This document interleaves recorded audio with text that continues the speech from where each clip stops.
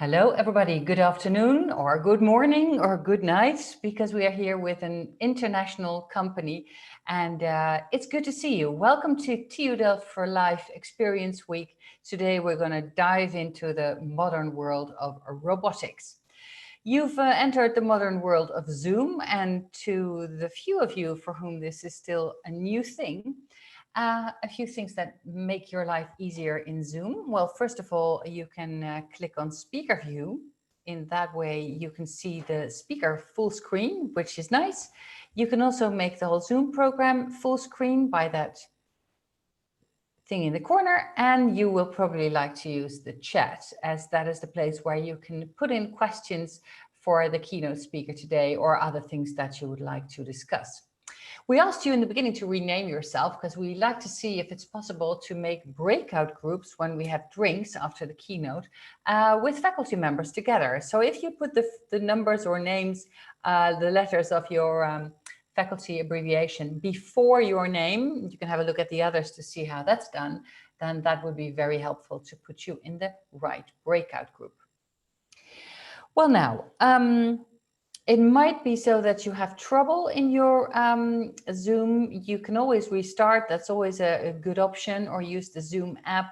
Or we also have someone here to help you out, and that's Janneke. She has help desk behind her name. Hi, Janneke, and she's going to help you if there's problems with sound or camera. And in case you get kicked off totally and you can't get in, just email alumnirelations@TU Delft. That's where Janneke is too, and she will answer your mails to get you back in the program. Right, we would like to know where you are from, and we have a map which will show shortly on our screen, and you can, in the top you see this view options, and there you can choose annotate to find a little stamp that you can put on the country where you are currently in. So we have a nice idea of where you are at the moment.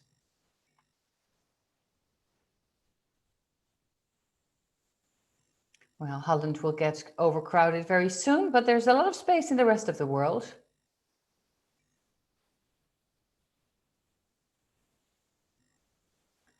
Well, someone in with a big line in Moscow, a question mark in Greenland.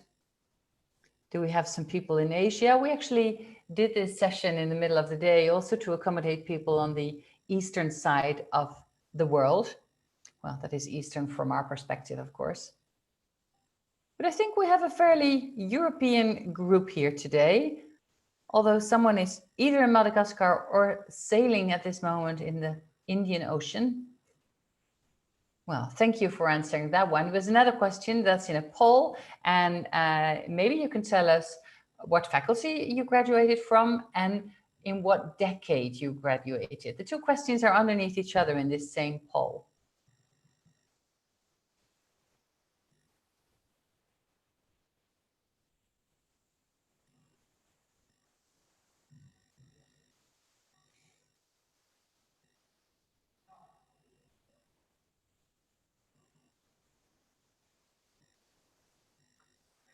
A lot of industrial design, not so surprising with today's topic, but apart from the aerospace people, a nice group, a nice mix. When it comes to the year of your graduation, we have a lot of recent graduates from the last decade, but also 1980 to 1990. That's really good. And two people between 1971 and 1980. Thanks a lot for answering the questions. That gives a nice idea of who's in the room. Although you can also see that by clicking gallery view, and then you can, if everybody has their camera on, you can also see if you see anyone familiar. Right, this is a first short welcome, but there's also a welcoming video from the Rector Magnificus of TU Delft, Tim van der Hagen, and we'll show that now.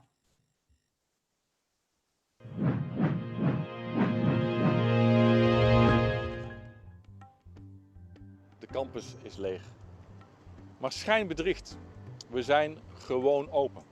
On-campus als het kan, online omdat het kan. Groot compliment aan al onze docenten voor hun inzet en aan de studenten voor hun veerkracht. Het onderzoek gaat zoveel als mogelijk door. Want juist in tijden van crisis zie je dingen haarscherp. De impact, het verschil dat je kunt maken.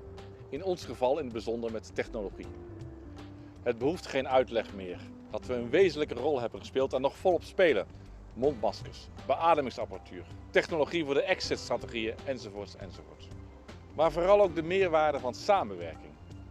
Als deze pandemie ons één ding heeft geleerd, dan is het wel de grote meerwaarde van samenwerking. Kijk bijvoorbeeld eens hoe vruchtbaar we hebben kunnen doorpakken op onze ingezette samenwerking met het Erasmus Medisch Centrum. Alleen met elkaar. We hebben elkaar hard nodig. Ik ben dan ook ontzettend blij dat we met duizenden Delftse alumni met elkaar het COVID Response Fund hebben opgericht.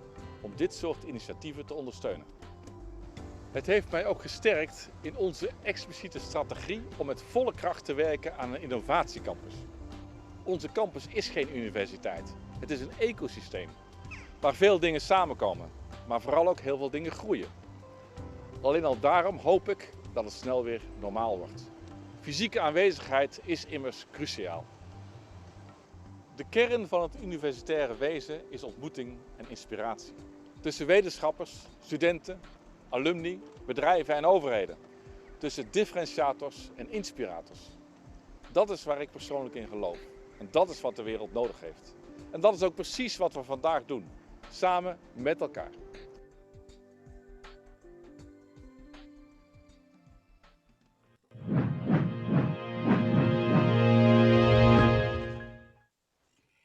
Yes, that's what we'll do. Let's have a look at the agenda of this meeting. Soon we will be presenting you a very great keynote speaker. Then there's the announcement of the alumnus of the year. Then there's 15 minutes for Q&A to our keynote speaker, and then we'll have 1 or 2 rounds of virtual drinks to kick it all off. So, the keynote speaker. It was when she had parked her car on the campus of TU Delft that she was really surprised by a little note on the window pane of her car that said, "Did you consider to travel in another way?" And for her, it was a surprising note because she comes from Germany, from the heart of the automotive industry. And it was quite the usual way to go to get a job in the automotive industry. But because of that note, Doris Aschenbrenner started to think about things differently. Where industry treats the worker as part of the machine, she thought there must be another way to think about this. And that is what she found in TU Delft, where always topics get seen, as Tim van der Hagen said, in an ecosystem from different perspectives with a multidisciplinary view. Like in the Robotics Institute, where 6 faculties work together and where Doris Aschenbrenner is an assistant professor now and in the first year of her tenure track. She's the youngest lecturer in our Xperience week, and be ready for a very interactive presentation. Let's welcome Doris Aschenbrenner. Yeah, hello Judith. Hello everyone. Thanks for watching. And I have chosen the quite interesting question that also keeps me awake at night is, will I still be working tomorrow? Will the robots take my job? And as I have so much to do with robots every day, this is maybe a valid question. So let us just approach this question by a scientific method, isn't it? So I know that you already have been sent a quantitative questionnaire beforehand. But what will you do if you want to find something out? Okay, let's type it into the internet. So search engine, will the robots take my job? Yeah, there is actually a link to it because it's everything you might think it is in the internet will most certainly be in the internet. So let's click on this. And yeah, well, computer and information research scientist. I'm a computer scientist and graduated in Würzburg, then did my PhD in robotics. And yeah, well, there's a very low chance of being replaced by robots tomorrow, which is quite relieving. Try it out with your own job. And for example, if I put now in computer programmer, that's already quite a bit concerned, according to this, this methodology, which is used to identify whether I will be replaced by a robot. But let's look into that paper a bit further. You can see the citation in the Frey and Osborne. It's quite a renowned study. So what did they actually say? Because nobody in the scientific world really talks about robots taking our jobs. This specific study was trying to find jobs that were susceptible to computerization. And these web pages and also a lot of journal articles, like in the normal newspaper articles, try to squeeze 15 pages paper plus appendix plus prior publications from the same guys and different guys into one question. And that's also very short. And I think it's not justified to do that way. And what we always think about this question is that the job will actually disappear. And the only thing what this kind of percentage says is, well, their job has a high probability to be changing due to computerization. And yes, a lot of changes are currently ongoing. And we also expect very lot of changes in the future. And that's something we as scientists need to kind of think about how we want to kind of really deal with these changes. So these, like, it's the most renowned study, so you might have heard of them, but there's also a lot of discussion whether they're actually right, whether their methodology already fits also the European market, because it is only conducted on the American market. And yeah, whether this is really something which can be really put in this very, very small question. And I think that the reality is always more complex than this kind of black and white thing. But talking about black and white, is there really like this kind of battle between humans and robots? What do you think? So let's choose the next scientific method. After asking the internet, we ask very intelligent other people, in other means you. And I would like to invite you to help me with the following polls questions and our little game, which is called Who is Better in It, Human or Machine? So there will be polls appearing in front of you. Just click on it quite quickly, then we can move forward. First question, who is stronger, human or a machine? Vote A for human and B for machine. I've requested some like elevator music, but it makes things more complicated, and I won't sing. Okay, this already looks like interesting. You can see it. A lot of you were already kind of not falling into my trap. Yeah, apparently there's a kind of like robots has won this round. Yay. And actually, if you do the proper industrial robot training, for example, the KUKA robots, there is one slide which always I like very much, because it's like on one slide, the robot is always stronger than you. If you want to look it up, here is the workbook of the KUKA robots, where you can look this training up, and they kind of continuously repeat this if you do the training there. So of course, they are machines, they have more force, more momentum, and of course, they can also be really harmful. So that's why we have in the factories a lot of safety requirements, because machines can actually damage humans and really don't take into account if there's someone in the way. Of course, there also is a new way of thinking about robots. It's called collaborative robots. And here is different. These robots are designed and engineered so that they are not able to hurt humans again. So next question. Who's better in chess, humans or machine?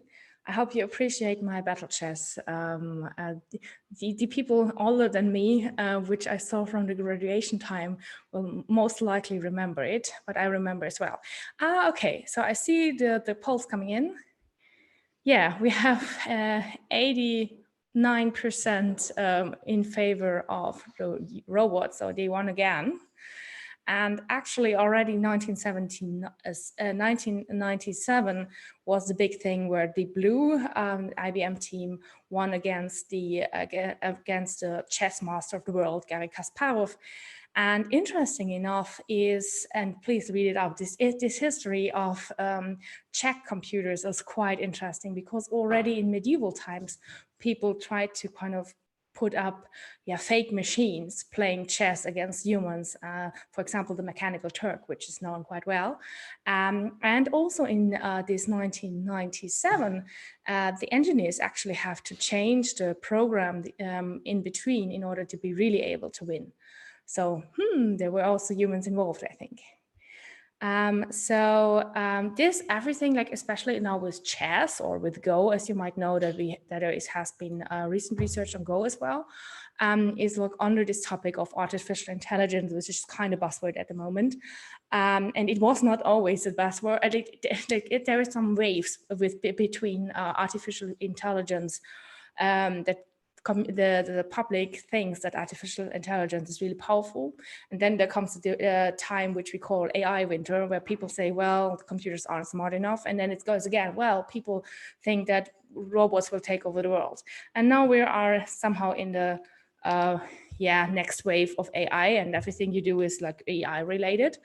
But the interesting thing is AI is not defined.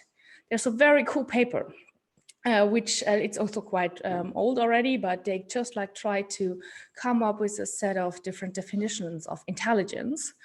And the finding of this paper is, there are so many definitions of intelligence as many people you ask to give a definition, because there is no unique definition. Also between the different point of views on intelligence, you can talk about very different things. Is it about being able to handle your life? Is it about being able to maneuver in complex environment? You can see that there's a lot of like different means to it. So also already with human intelligence, people are not clear. And with artificial intelligence, there's at the moment so much buzzword going on, so that it is really not so clearly defined. Let's say not uniquely defined. So please be aware of if everybody is telling you something about AI, always bear that in mind. They might have their very special definition about it and talk about something so that their product can be claimed as being able to do AI. Coming to another typical AI algorithm is like face detection. So who's better in it, human or machine? So the human is the guy that stands in front of a club and doesn't let you in or does let you in. Interesting. Yeah, well, the humans are, yeah, this is quite a tight battle. So oh, not really. It's quite clear now. Let us see the results, please. Okay, 77% says, well, the human is better. Not really. It depends. So it's really hard to say that. For example, if you want to kind of read up the history of facial recognition, in the beginning, it was always like trying to combine the human perception towards the algorithmic perception and what is better. And already, like say, 2000 something, the machine is getting better as individual humans. But the interesting thing is we also need the machines to be even more precise than humans, because, for example, if you do face recognition to identify suspects or something like that, there had been some kind of interesting papers where part of the American Council, I think, or Senate, had been identified as potential criminals by an AI face recognition that was used in the US.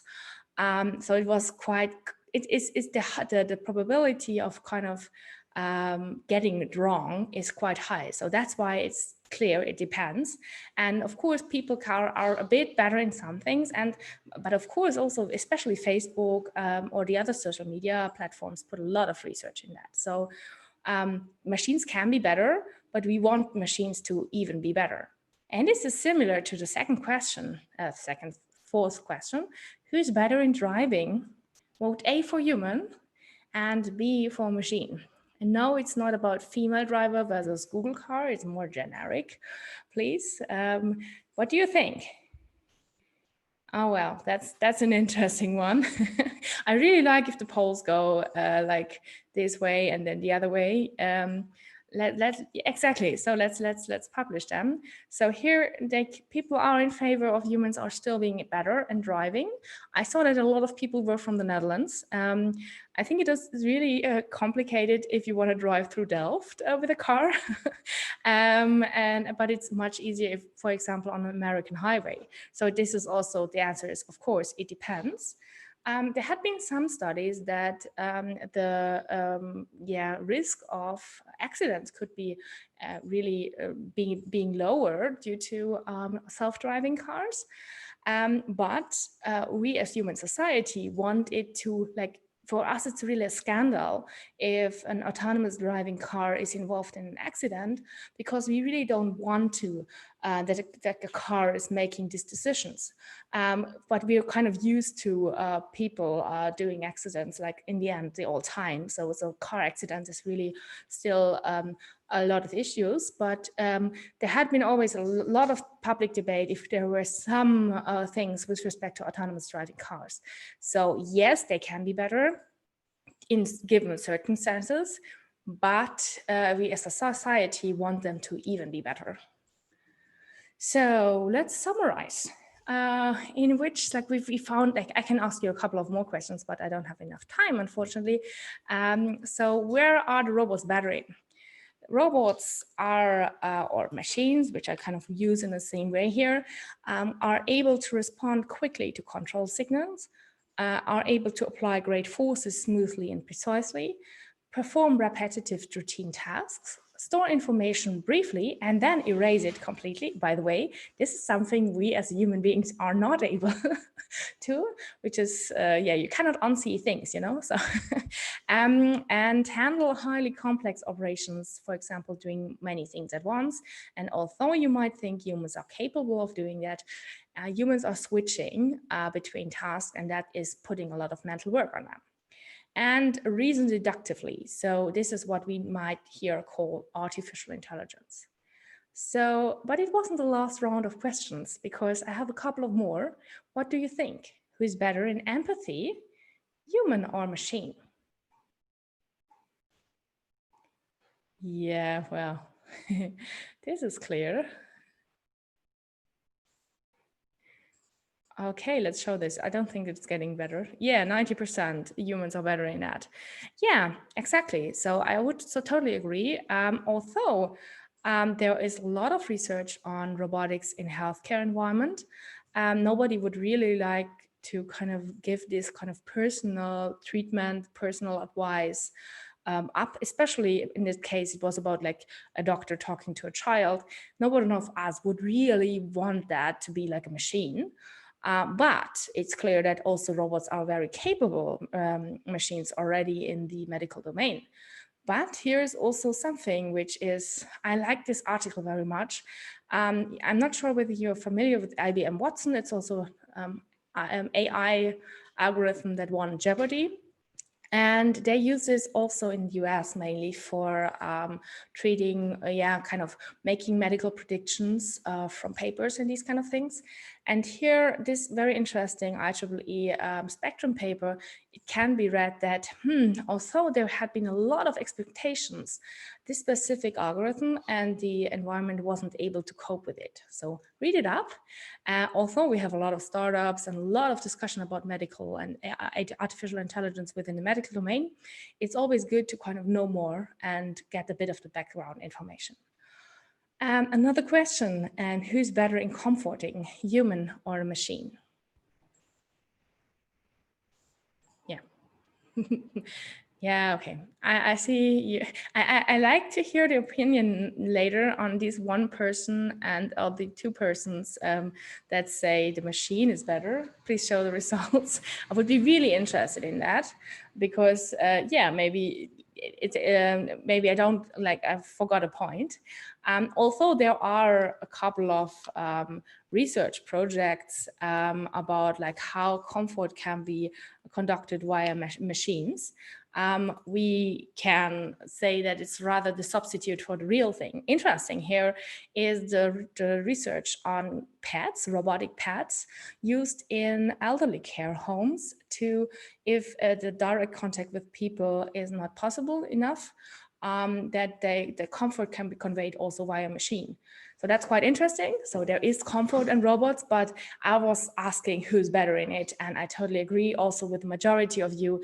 Yes, I think humans are better in that. So let's summarize. In which things are humans better?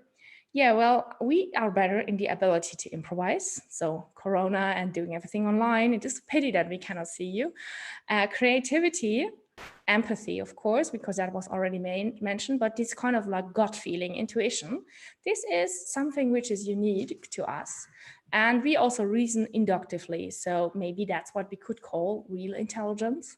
But I think what also is interesting, we can judge on things. So really judge that, like, algorithm can make a solution to a problem, an optimization problem, but we can say, well, this factor is more important and make judgments on top of that. So this, what I was showing you, this taxonomy is based on some very old research where people say, well, humans are better at and robots are better at, and this is still, I think, valid for a couple of points. But now coming to our question, who won our competition? Does the human or the machine won our competition?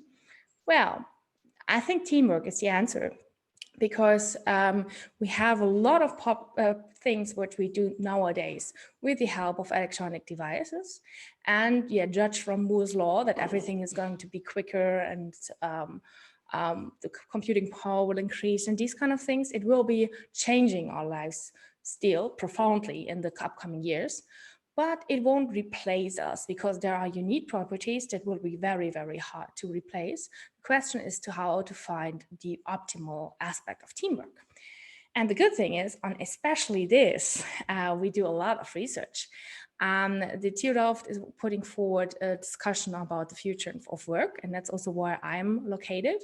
And I come from production research, robotics environment. Yes, you were already mentioning the car industry. And the interesting point is that it's not that you need to look at the technology themselves or the tasks themselves. You need to look at the entire socio-technical system. So you have the physical systems, you have the tasks, but you also have the people and the structure of the organization. And I saw a lot of people from TBM and IO in this talk. They know it because that's what they have been told already in their studies. And I think what you might experience also in the real world, it's a lot about technology, but it's also a lot about how humans use technology. And what we are trying to do is we regard this kind of technological change, which we see at the moment, Industry 4.0 or smart manufacturing, and see the social and demographic change, so the aging workforce and a lot of migration, and try to kind of see whether there are unique properties that need to be done differently now, and we think there are. And we call this paradigm Operator 4.0. And the Operator 4.0 is kind of the augmented operator who is getting help by technology to do his or her job, either enhancing physical capabilities or the sensing capabilities or cognitive capabilities. So talking about exoskeletons, talking about augmented reality displays and these kind of things with respect to production, but a lot of things are also kind of really usable in the not production life, but my focus is always a bit on production. And for example, we cover the following questions. So how can humans and AI systems productively interact and understand each other's behavior in context? How can we realize an AI system that deserves our trust? And how can we design the task so that this hybrid team out of the human and the machine is the most productive? And this is interesting because the Dutch ministry put up a research agenda on artificial intelligence, which you can read up here in the link. And they also want us as scientists to answer these questions. And one example, very quick one, I don't have that much time anymore.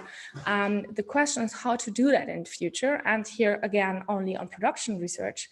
If I have a worker who's very skilled in doing something, it's still a repetitive task, and he might want to convey his tested knowledge to another worker. So it would be nice if this expert could perform the task, explain it to the system, and then the system learns it. The expert can verify this in VR, see if the system learned it properly.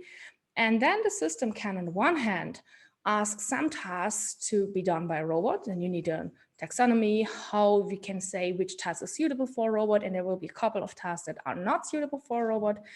And it's very important that also the expert says, well, this is a good solution, dear system, that's something we can do. And then a novice worker comes in and the system is able to teach him or her what he should do in this workplace. And then he can negotiate with this robot what is now the task of the robot and what is the task of the person. And I'm more interested also into dynamic changes. For example, in the morning, I might need more instructions because I'm still tired, or after lunch, I want the robot to do a bit more because I want to digest, or these kind of things. I think it should be flexible, and also the human should be still the supervisor and in control of the system. And then we really come to human-robot collaboration, which I envision it, and which is kind of really optimizing the features of both worlds so that the entire system can be more performant, but also the system that the worker, he or she, shall be healthy and experience well-being. If you're kind of like the machine always tells you what to do, this is not really happy for doing that for 20 years, so we shouldn't do that. And TU Delft is on it. It's not only my working group. We have a couple of cool initiatives coming up, especially in that direction now. And for example, we have the Delft AI Labs.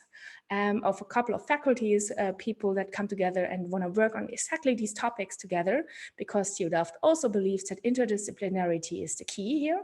And we have a vision group robotics, where we sit together, discuss about like the impact on robotics research on society.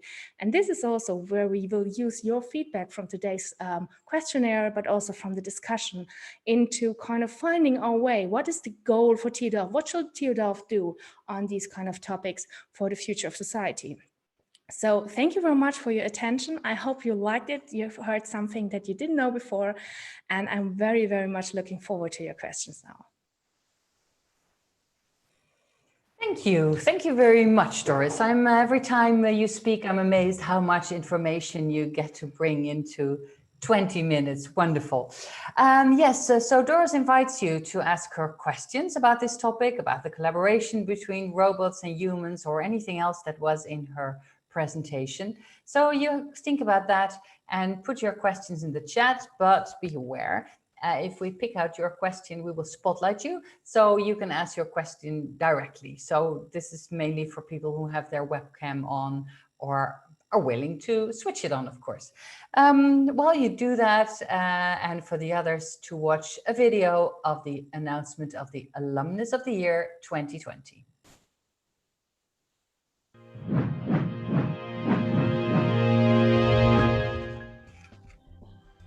De titel Alumnus van het Jaar is voorbehouden aan een alumnus die zijn of haar sporen heeft verdiend in de wereld van innovatie en onderzoek en een inspiratie is voor ons allemaal. Ze is de moeder van vele prachtige en onvergetelijke gebouwen over de hele wereld.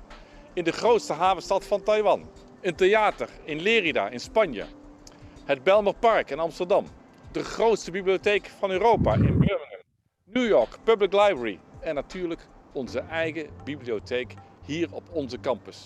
Een project dat uiteindelijk haar internationale doorbraak zou betekenen. Ze won vele prijzen en heeft de nodige eretitels op zak. Zakenvrouw van het jaar in 2008, de Prix de Veuve Clicquot, meerdere eredoctoraten over de hele wereld, te veel om op te noemen. We zijn enorm trots dat zij alumnus is van de TU Delft. Dames en heren, haar indrukwekkende internationale staat van dienst en haar creatieve, visionaire, intuïtieve manier van werken is een inspiratie voor ons allemaal. En is te zien hier op onze campus en wereldwijd. Dames en heren, met heel veel trots en bijzonder veel genoegen kondig ik aan dat de alumnus van het jaar 2020 van de TU Delft is architect, oprichter en creatief directeur van Meccano Architecten in Delft, Francine Hoebe.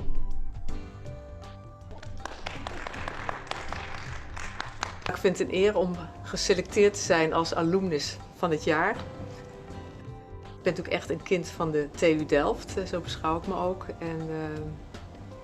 En ik geloof ook in de kracht van de TU Delft. Ik vind altijd dat hier het innovatievermogen, het uitvinden, het samenwerken, het werkplaatsgevoel, dat heb ik altijd fantastisch gevonden in de TU Delft.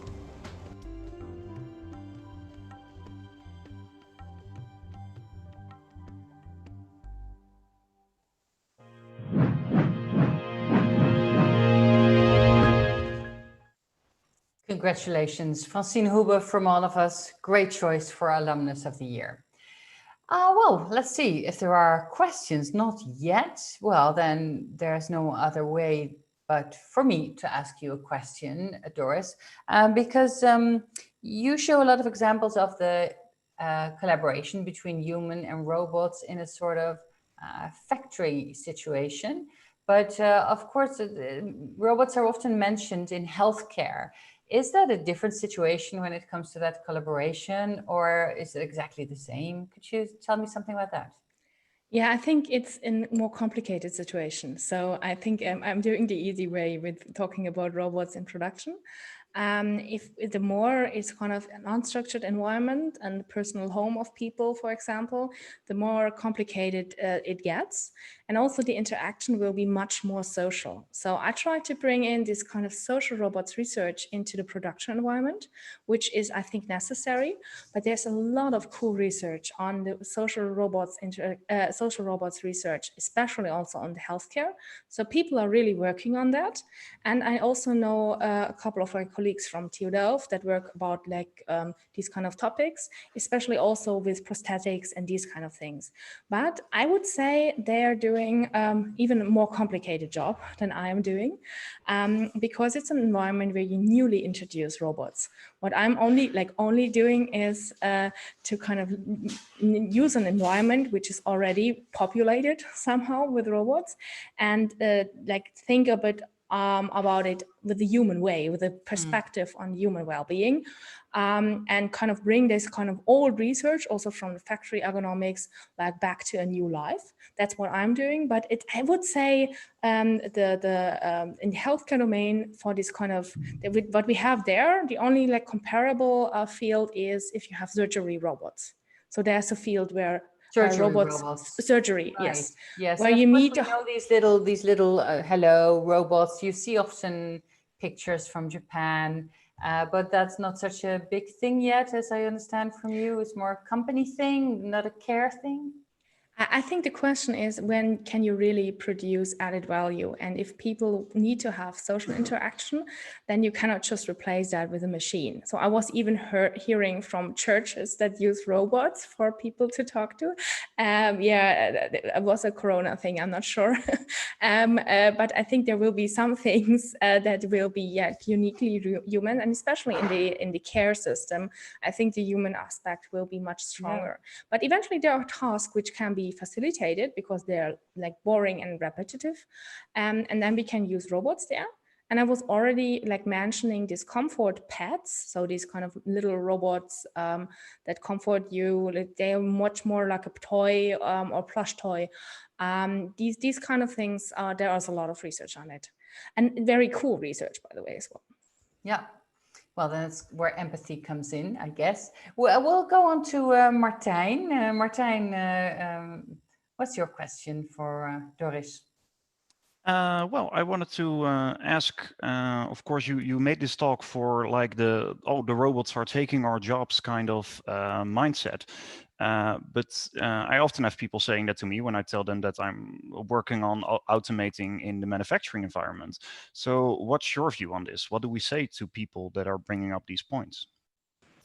Yeah, what we say to people, like not today, not yet. I think a lot of things have already changed in automation. Over like since the 70s or these kind of things. And of course, people are afraid of that.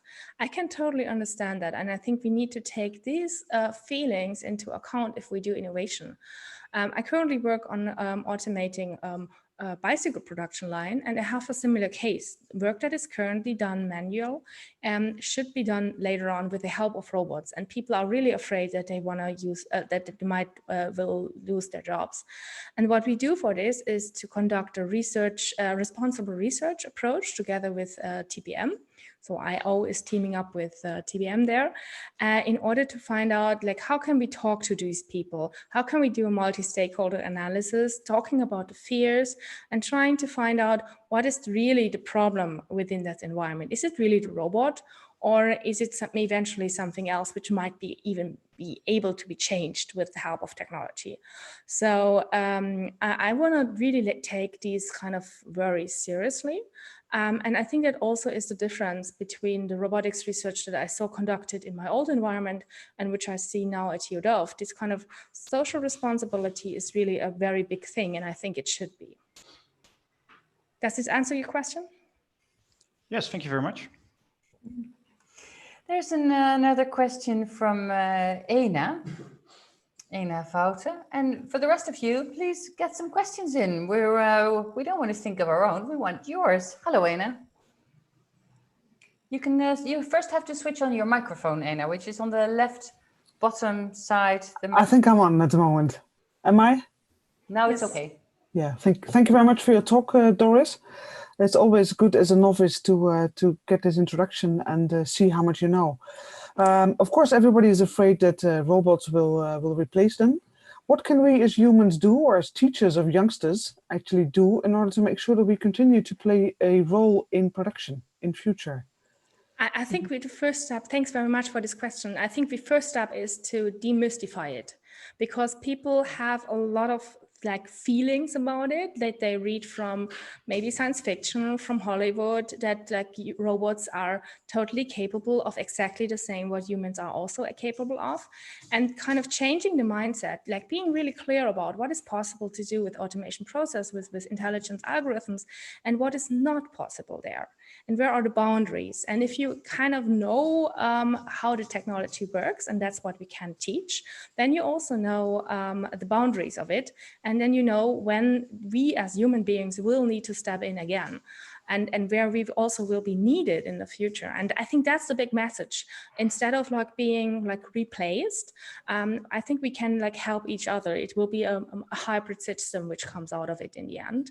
And if I think we are able, like especially in a technical university, but especially also in IDE, we are kind of doing that at the moment, making people less afraid of the things by demystifying them.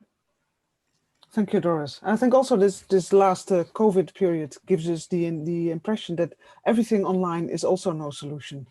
Yeah, that's true. You kind of really learn how to appreciate human beings again, even if you're really nerdy, and people try to kind of like, I want to see my colleagues again.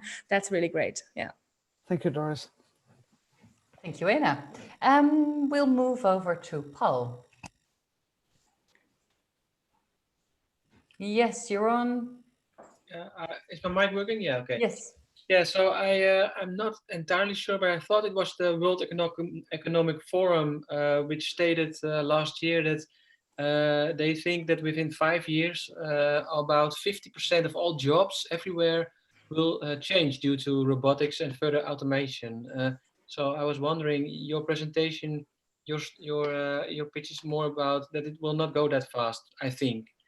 But what is your thought on this statement? Because this also worries people. Thank you very much. I read this report as well, and there are a lot of very interesting points in it. And it kind of also points back to my introductory, the American study of will robots take my job thing. It is about jobs will change. And if we are honest, our jobs change the entire time. Now to Corona, it's getting even more digitized than before. And our normal jobs are not the same job as we would have done it 5 years before. And that's something we as like workers, but also as a society need to be prepared for. It won't be like exactly the same, but we won't be replaced, but we will work in a different way. And as I think like this kind of digitization thing that we're going through with Corona at the moment shows us that we can do like nearly the same work, but it is not the same way we do it. So I think also these kind of studies are mainly focusing on if the job is will change due to digitization. And yes, nearly all of their jobs, especially with the brain worker people, will change a lot due to the help of automation. But that doesn't mean it gets more complicated. I think the easy stuff will be automated. And that's something we need to take into account. So for example, automatically like putting responses in your emails, a lot of research is doing on that and these kind of things, but it still will be us deciding which answer to give to which people. So I think we expect a lot of changes in the upcoming 5 years. I totally agree. And I also agree totally on production, but it won't be that the robots take over. It's kind of how it's framed in the media, and that's not how I see it. It will change, it will be totally different, and it will be abrupt changes that we need to kind of prepare for, but it won't be the robots and the machines replacing us. Okay, and how do you think we should prepare for it then? Like on the one hand, no, sorry. Go on. No, I think then we need to anticipate or to be flexible, you know, open-minded, that kind of things. And you need to kind of like, at what I also said to Anna, if you understand what the thing is capable of, then you still know what you need to do. If you are trained to kind of also follow orders and follow rules, and some job trainings might be like this, not on the brain worker field, but then it is easier to kind of replace those jobs. For example, what normally is in this discussion very prominent is the people just like reading out the screen. So for example, bank accountants that like get all the orders from the screen and they just read it out to the customer. Then the human role is kind of diminished, which is really an issue. But on the other hand, you also can get like creative by if the thing is taking away, for example, in production again, sorry, that's my research area. If the more boring repetitive jobs are taken away, then you can do more cleaning, more maintenance, because that's something which will be hard to do by machines. Yeah, okay. So more quality oriented stuff. And we need to find out as a society, what are and we need to find out as a university, what are the unique properties that we're not going to teach, that was like, but also as an employer, as employers or employees, what is my skill set? Am I following orders or can I think out of the box? And these kind of out of the box thinking, and that's what I experienced in the Dutch system and Delft a lot. Teaching people how to think around the edges, out of the box, that will get more and more and more relevant because that's something we won't be able to teach machines. Thank you. Yes. Well, that's also the difficult thing, I think, personally, because these people that are replaced don't often have the education and the culture and the background to be able to think out of the box. So not everybody's able to move along learning with a robot. For us, and well, for you engineers, this is all easy peasy, but yeah, well, anyhow, I think we'll ask Jeroen what he wants to ask. This was just a remark. Hi, Jeroen. Yeah, unmuted. Thanks. Yeah, basically, I In the camera, maybe, Jeroen. Can you hear me? No, but yes, but can you look in the camera? Oh, yes, I'm sorry. Yeah, I'm looking on the main screen, but here I can look on the camera. Yeah, the thing for me is that I think it's great that the jobs are changing, because in this world we are only hearing we need more workers, we need more workers, we need more. And well, already the Netherlands is also getting fuller and fuller. We have problems building houses, etc. So it's essential, I think, that we engage with the robots to help and do part of our work. So that with the same amount of people we can have the economic growth. But indeed, it means that the people will need to be flexible and allow that the routine work that the robots can do will be taken over by the robots, and that they can, but they need to do, well, let's say, indeed, more creative work. But it's a culture change, and I don't see that yet so much as what is the way of really selling the artificial intelligence. So how can we do a better marketing in this perspective? Can I also use Judith, because I also wanted to go back to your question a bit, because it's somehow connected. It will be a complex situation that we are in at the moment, and it will get more complicated. So, and especially with dealing with complicated and complex situations, the human mind is still very superior to that, and kind of really adapting what we did in a couple of last months. This is not something with only with educational background, but also that a lot of people, like normal people, also change their habits entirely, which is cool that we are able to do that as human beings. And this is one of our strengths. Eventually, we have been put into boxes for too long time. So that's also what Jeroen was a bit saying. So I'm quite curious what might happen here. And I think we need the social the debate with the society on these topics. Because on the one hand, we kind of, as an engineers, we like invent more robots or more algorithms, but we also need to always ask ourselves why and for what, and how does it communicate with the public? How does the public see that, and how does people react on this? So I'm very, very happy. I think the first step of demystifying and talking about this is what we actually are doing right now, and it's very, very important that we do that. Coming a bit back to like the lesser skilled worker, there's actually like a different, like it's quite interesting that is like machines, for example, or like machine learning algorithms can also replace very high qualified worker. And on the one hand, on the other hand, especially with this kind of basic handling tasks, the robot can do the repetitive stuff and it's getting more adaptive and these kind of things. But if it's something out of the rules, then we still need workers there. So I totally don't think that we will have like workerless factories, as for example, Elon Musk is proposing. Every experiment in that direction so far had been a failure because of this kind of adaptability of human beings. Yes, and the last thing, I think there are also a lot of chances. Jeroen was very right on that. On the one hand, why can't we kind of come to local production also with means of more robots? And then we have a lot of logistics and pollution things that might not occur, and eventually only like focus on this kind of meaningful interaction that we need to do face to face, you know? So that is a lot of chances in there, which we need to kind of see as a society and also act upon it. Yeah, grab the opportunities. Thank you. Thank you for your questions, Paul, Jeroen, Ena, Martijn, and thank you for answering them so elaborately and eloquently, Doris. Thanks a lot. Thanks for your talk and good luck with your tenure track on the road to being a full-time professor. That will surely work out well. Well, this is the moment where we would like to have a sort of community moment and raise our glasses and have a toast. We'll go on to the drinks later on. So we want to give you the opportunity to, well, for me, it's a bit early to fill my glass with whiskey or whatever, but I'm going to have a cup of tea. So go over to your fridge if you haven't got one yet to get yourself a beverage, and we'll have a group photo in a minute.